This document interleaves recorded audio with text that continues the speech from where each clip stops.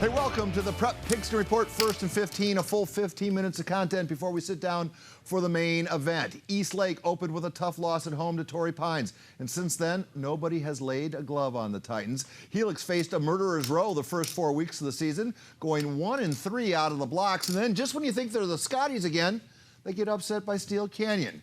It's an intriguing matchup, folks. Helix and Eastlake, your Cox Communications game of the week. It's a D1 semifinal. And boy, the Eastlake crowd is fired up. That is until they get a load of Noah. Fato Noah, Elia Noah, whatever you call him, I call him flat out good. This, a 50-yard scamper on the first possession, 7-0. Helix's second possession in the first quarter.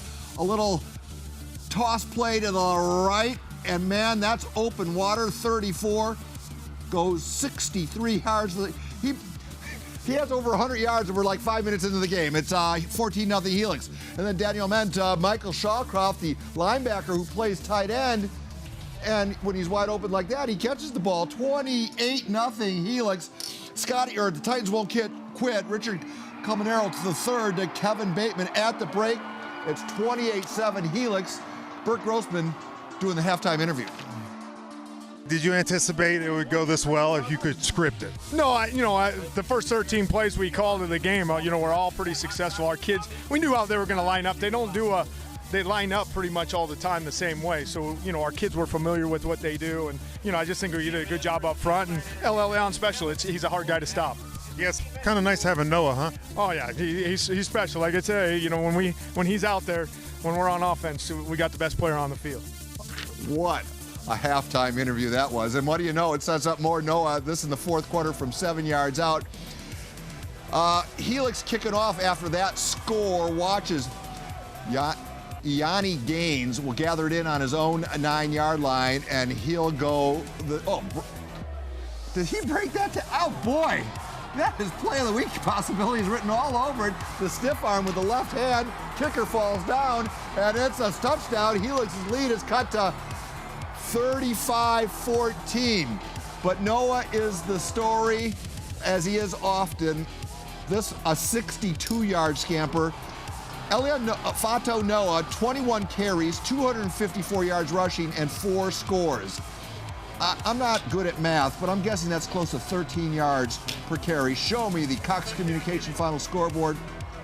42-26, Helix advances to the D1 final. Let me introduce one of the leading opinion makers of our time, Mr. Bert Grossman. Overview, please. Bert, before we get started, I just want to give the patch a good luck tap. I appreciate that. All right, let's go. Overview of the game? Yes. It was what we thought, Noah. A lot was said about what's the best defense in the county. Is it Cathedral? Is it Eastlake? Statistically, who had a tougher schedule? But it's always about Noah. I mean, Noah still had 250 yards against Cathedral, 250 yards again tonight. Just a special player. Keep the video rolling if we can. Bert, you walked out of the Player of the Year committee a couple weeks back because, well, you had a little bit of a hissy fit. Because we didn't include Noah on the finalist podium. We took him out of that conversation. He's in a different category. Yeah. I thought it was just a temperamental athlete having a hissy fit. But now I'm starting to wonder if maybe you were right and the rest of us were all wrong. And that never happens. I know. That's crazy. He would have been the first junior since Reggie Bush to be on the podium. And it's hard to argue. I mean, last week he had 300 yards in the first half. He had 250 yards against these guys and sat out most of the fourth quarter. 250 yards against Cathedral. I mean, you just cannot stop him. And the special thing about him is you expect 60-yard, 70-yard runs, and you don't realize the other ones are all 7, 8, 9, 10-yard runs, and it's just normal. Guys, we're going to go a little bit out of order because the Helix had to go. They couldn't stay. Obviously, Noah's the guy we wanted to talk to. We'll get to the linebackers in just a bit, but first, this is, I think, our Sal Gonzalez talking to Fato Noah before he got on the bus. It's our team. It's a team sport, Coach talking to us before warm-ups, we had to come out with a boom, and that's exactly what we did. So you have Saints. You played them early in the season. You won 35-14. Tell me, how are you going to prepare this week? We're going to prepare as we usually do. We beat them, but it doesn't matter. They're a different team. We're a different team. And whoever shows up at the end will get that ring. And practice? How are you going to practice this week? Oh, man, we got to be locked in. We got to be intense because Saints going to come. They're going to come. Knowing that we beat them, they're going to probably come back. Okay, Noah, you have a huge O-line. Tell me a little about your O-line. Oh man, my O-line is the best. Oh my gosh, from left tackle to right tackle. You know, they open up the holes and I just execute. You know, it's always there. Even if there's nothing, I still try to make something out of it. But O-line has a big part of our offense, and they don't know it, but they do. And you run with so much intensity. Can you tell me a little about your running game? I only run to please one person, only one crowd. That's Jesus Christ. You know, I don't please anybody else, just Jesus Christ. Perfect. Thank you, Noah. Good luck next week. Good interview, Sal. Thank you very much. What can you say? You know what? We've been treated to the Noah football family for so long, his brother. And Puka's coming up, his younger brother, who's an 8th grader, now a great player, too. So we have a lot more time with the Noah show coming. All right. Well, the game also featured 2 of the best linebackers in the county. They're also both up for PPR Defensive Player of the Year. We're looking at Michael Shawcroft and Josh McCurdy.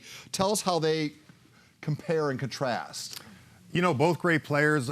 Shawcroft's a little more lanky. I gave him the edge tonight just because that amazing catch he made as a tight end. I mean, that was just great.